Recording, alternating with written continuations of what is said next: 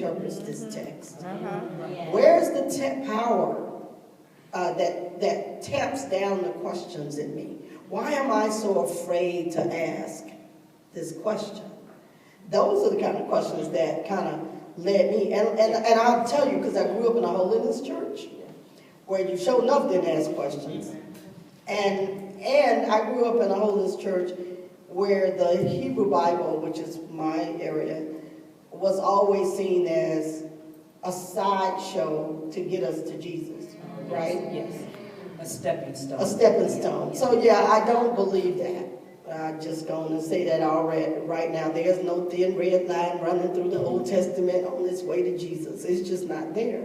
And it is true that the church has interpreted a lot of the Hebrew Bible to say, and Matthew is a prime example of that, to say, see, they were talking about Jesus. But there's nothing in the Hebrew Bible that says that they were talking about Jesus. And so this piece for me of how do we take seriously the Hebrew Bible as a part of our sacred history, sacred story, sacred text, our Bible, without going for the Jesus punchline, which then makes me have to take into consideration, what are we going to do about all this violence and this violent language around particularly women? What are we going to do about all this violent language around God, where God is a rapist in the book of Ezekiel, you know, pulling up the skirts of Samaria and Israel and making her ashamed before the nation? And how do men hear that? You know, and how do we, and when we sort of brush that off as, well, it's just an example, when every 6 minutes some woman is raped and blamed for her rape, because that's what's happening in the text. Those are the kind of questions that pushed me into my scholarship. Yeah. That and the prophetic, you know, so I do want to talk a little bit about that and ask you, because I do think of your work as prophetic. And by that I mean that it is pushing us beyond the boundaries of what people think as acceptable thinking. That I hope I'm doing this too, but that you're pushing us to say, I know that's the way you always read that, but what if you ask these questions? So how do you think that has, it's been 20 years or so, how do you think that's working for you?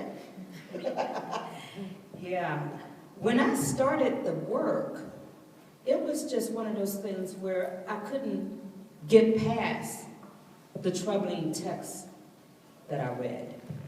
You know, I really do want to get to the heart of the gospel. You know, we're kind of trained to preach Jesus, and as a New Testament scholar, you know, I wanted to really try to generate something on one of the gospels or something in the Pauline material.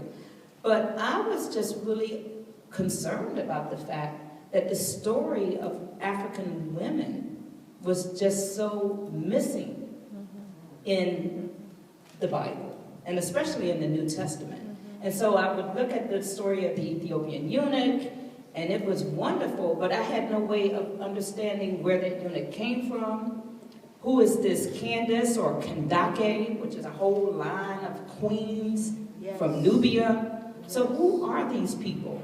And so the prophetic for me is standing in that space of no answers. For as long as you need to stand until your help comes. And for me, I had a dissertation committee to get through, if you will. And so I could have come up with some, you know, the pericope, you know, when you're supposed, as a New Testament scholar or Old Testament scholar, we're supposed to identify a pericope. And so I could have done that kind of work, but thank God I had an advisor, Dr. Vincent Wimbush, who gave me the space to live with my questions and to accumulate the data and the examples. So then it wasn't just one example or two examples where they could say, oh, well, it's not that significant.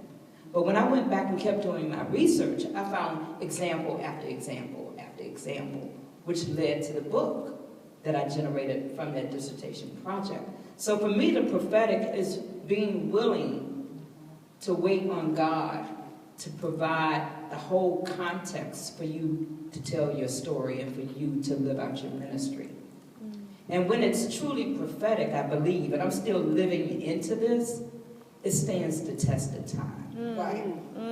And see, for me, when I was working on mine, I was at Baylor with an all-white dissertation committee, who were wonderful, by the way, which is kind of amazing. I had a bunch of white men. I had one woman on my dissertation committee. They knew nothing about womanist thought, but they actually start researching so that they could be conversant with me about what I was trying to do, which I'm trying to tell you that's rare.